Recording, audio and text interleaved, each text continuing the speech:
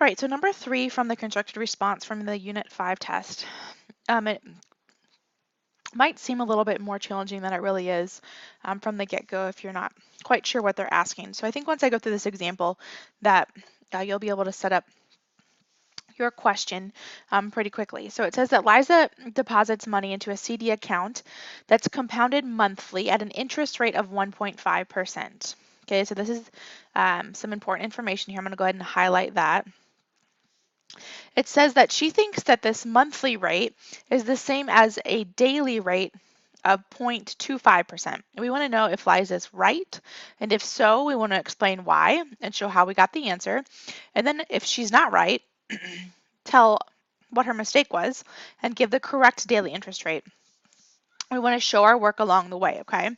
So if I look here at what I'm given, so I have an interest rate for my original problem for Liza at 1.5%. Now, when we think about things compounding, okay, if you look at our formula for interest, for compound interest, okay, this is my formula, right? Okay, A equals the principal, that's our beginning balance, times 1 plus the rate over the number of times it compounds in a year, and then all raised to the n times t. Okay, so in this first part, my n is going to be that monthly compound, or 12, because there's 12 months in a year. So if this was my rate that I was given, okay, I take that rate and I divide that by 12. This is going to give me my monthly interest rate, okay, because the rate they give me to start, this is actually my yearly rate, okay?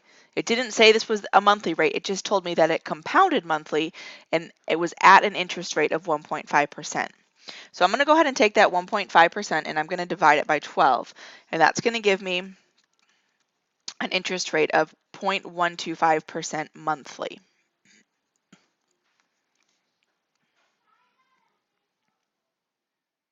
So it says that she thinks that this monthly rate is the same as the daily rate of, so it tells me the daily rate. I don't have to figure it out. It tells me what it is at this point of 0.25%.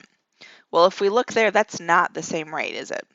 Okay, so it's not equal to the 0.25% daily rate. So no, not the same rate.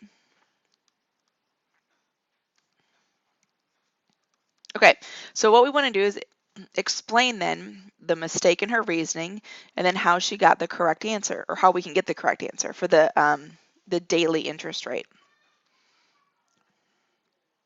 Oops.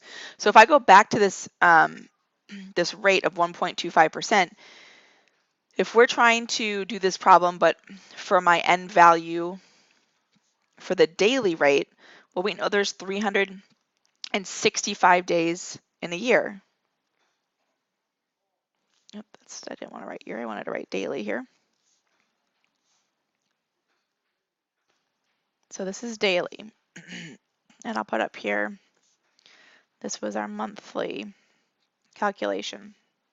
So if my n value has changed to 365, I'm going to take that 1.5% and I'm now going to divide it by 12 to get my, by 12, goodness gracious, by 365, because we're talking about that daily rate and there's 365 days in a year. So 1.5% divided by 365 is 0.004%. So this would be the actual daily percentage rate, daily interest rate, if we were given a yearly rate of 1.5%. Okay?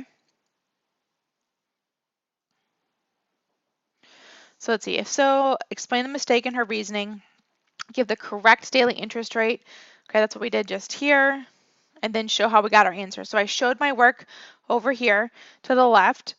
We explained that it's not the same.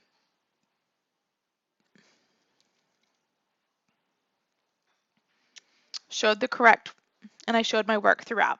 So you're going to do the same process for number 3 on the constructed response, except you start with different time periods. I think you might start quarterly and go monthly. So just remember that if you're talking about something being quarterly, there's 4 quarters to a year, so your end value would be 4 in that case. But you'll check the same way that I checked to see if the rates were the same. If you still have a question, you can go ahead and reach out to me. Otherwise, good luck and have a great weekend.